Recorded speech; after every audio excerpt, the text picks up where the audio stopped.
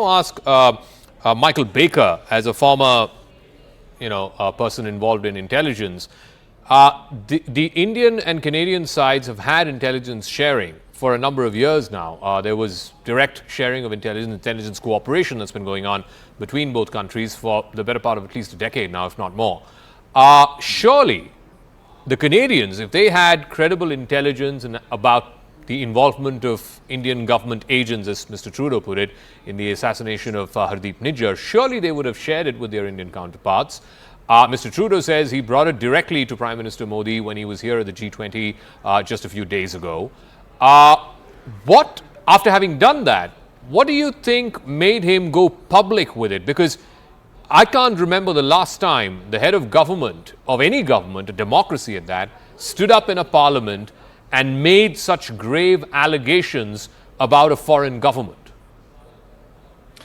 Yeah, I agree with your other guests. They've made the point that this is in a sense, on one level, it's a political blunder on Trudeau's part. And it's operationally odd that if they have serious allegations, the way to conduct this would have been off the radar screen, meaning between the intel services, between the governments, quietly. They would present the evidence and they would handle this. But for Trudeau to come out in what I think was already been pointed out as sort of shooting his own foot, a self-inflicted wound, it's a very strange situation. And the problem here is it's not just impacting. The escalating rhetoric isn't just impacting the Canadian and Indian governments. Right? I mean, it's a bigger world and we're all interconnected. Yep. And so now you have, as an example, the U.S. administration struggling to figure out how do you deal with this, and the British government, how do you take sides? You can't, because the allegations are just simply that. And it's been pointed out, there's no such thing as a credible allegation. You have an allegation, and then once you make that allegation, you present your operational evidence. You present what you have to back that up. That's what's missing. If they've done it off the radar screen, that's fine, but they're creating this firestorm unnecessarily. Let me ask Carson Jerema, and domestically speaking, the most plausible explanation I've heard, Carson, as to why Trudeau has done what he has done is because of the political compulsions, how his coalition is dependent on Jagmeet Singh's party, and they are, in bed with the Khalistani radicals and so on. But it still doesn't fully explain to me, why would a prime minister put a serious diplomatic relationship, literally under the bus? Why would he throw it under the bus just for domestic political survival? It just doesn't add up. As the previous speaker said, it's not just a government-to-government problem now. There are very serious real-world people consequences because of what Mr. Trudeau did. Well, I think maybe the consequences weren't thought out. Yeah, fully factored in. I do think that the government operates on a sort of a short-term basis.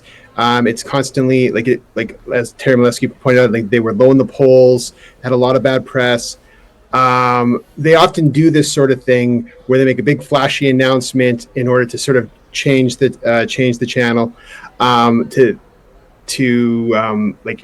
earlier this year there was allegations that the Chinese government was interfering in Canadian elections, and the federal government just decided to dismiss those allegations and dismissed it for weeks and weeks and weeks, despite more and more information coming out.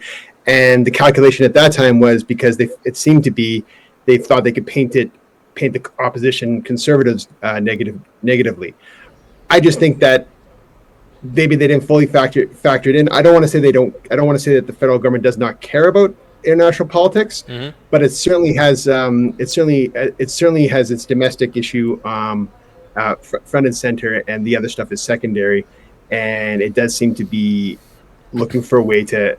It does seem to be that whether or not the allegation is true or not, the way that he presented it does seem to be calculated based on the domestic political situation. So Ashok Sajjanhar, I know you need to leave, so I'll ask you this question as well, and then I'll come to you, Puneet Sahni. Thanks for your patience.